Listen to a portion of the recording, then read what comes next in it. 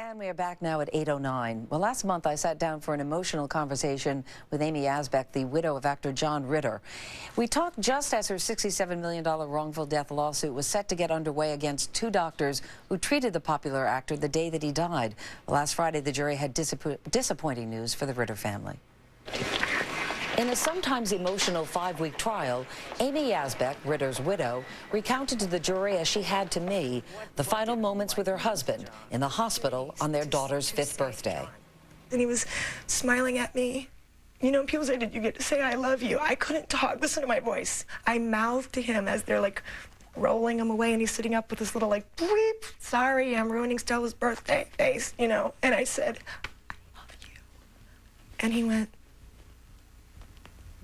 you know, American Sign Language, which we've been doing on stage to each other forever. And he like held it as he like went around the corner. And that is the last time I saw him till I saw him dead. The beloved actor of Three's Company fame died September 11th, 2003, after falling ill on the set of his new sitcom. No.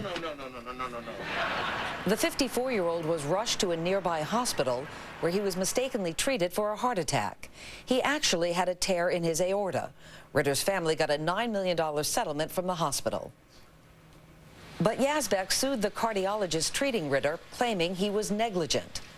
She also sued a radiologist who did a body scan on Ritter 2 years earlier. I think that they knew all along in their heart of hearts that they were going to prevail. The jury took a day to clear both doctors by a 9-3 vote. My kids still watch Three's Company, but that had nothing to do with the case as far as the doctors being liable for negligence. I went in there really liking John Ritter a lot, and I think I left really loving him as a husband, as a father. He was a great man, but again, that's not why we were in court. And Amy Yasbeck, good morning. I just want to set the record straight. I said earlier that the radiologist had treated your husband the day that he died. That's not correct. No, He'd done a body scan several years earlier. A couple years, yeah. I know that this trial was very important to you. It has to be disappointing to lose. How have you been dealing with that? How does anyone deal with disappointment? You go on. I mean, the family was disappointed, and we still believe that these doctors had, you know, a hand in it of what happened to John. But the jury has spoken, you know, and the most important thing is we sat there, our family was there, the jury was there. There were a lot of people in the gallery and press. Is that what it's called, the gallery? I don't know. I was there for 6 weeks. I didn't learn everything about trials. And the most amazing doctors in the world came on both sides. I mean, the best thoracic surgeons and cardiologists and radiologists. And even though it was a debate of sorts, because it was on both sides, it was also this conversation that was so inspiring to our family, because it's what we've been talking about for years. Let's get these guys together, so now we can do that outside of a courtroom. To talk about aortic research. To talk about aortic disease research and aneurysm and dissection. And you know, what we were talking about mostly in there was the protocol, if there's an emergent situation, how to get the aortic aneurysm and dissection idea high on the list, the differential diagnosis. When you come in, you have chest pain, it doesn't necessarily mean you're having a heart attack. And you don't play the odds. There's ways that you can hedge your bets on that. But you know, right before this trial, you were under a lot of criticism by some people. The lawyer for the radiologist said, oh, she's being greedy, asking for this money. She already made money. Well, that's what you would expect them to say. But though. they did say that, right? And that's what I was going to ask you, because the lawyer for the cardiologist after the trial said to us, you know, my client suffered because of this case, but at least information came out about everyone. Oh, I'm sorry. No, that's okay. Everyone was educated. It was amazing. I mean, it was like, I don't know what you call it in medicine, but in acting or art, it would be a master class. And the most brilliant minds in the aorta business were there. And you know, the aorta has always been kind of the orphan of medical science, because it kind of falls in between the cracks. Cardiovascular, thoracic, and now there's such focus on it. And there was right after John died, and then it started to wane. And actually, this trial has raised awareness again.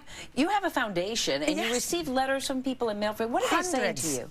I've been receiving letters for years, but now this is great because the letters are coming through Mr. Plonsker, Mr. Lebovitz, my lawyer is coming through, my agent. I mean, I'm getting letters from everybody, and I call people and I talk to them, people who have had family members that have succumb to this, which is very hard, but what's important about that is, that we spoke about before, is the genetic testing. There's a very high genetic predisposition for familial aortic dissection. John's brother Tom... Exactly, who had it as well, and found out only because after John died, you urged him to go get the scan. I more than urged. He was like, no! And, I was like, and you know, because it's one of those things, well, do you want to know? Well, yeah, because this is completely fixable. And they caught it, and he's fine. He's better than ever.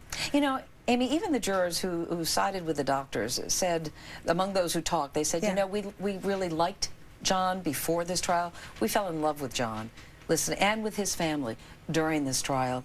What do you hope that your husband's legacy will be?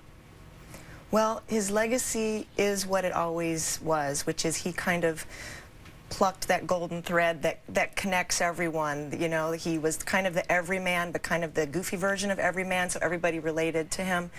But also, I think in his death from aortic dissection, it raises that awareness to a level where people write me. I went into an emergency room and I said, make sure you check me for that John Ritter thing. And by God, they check them for the John Ritter thing. It's not a heart attack, so they don't give them, you know, the wrong medications and the wrong treatment. They treat them for it. They're alive to write me, and their kids write me. And our family is thrilled that we could do that. And that's exactly what John would have wanted. Amy Yasbeck, thank you so much for joining us here this morning. And if you want more information about the John Ritter Foundation for Aortic Health that Amy started, you can find it on our website at todayshow.com.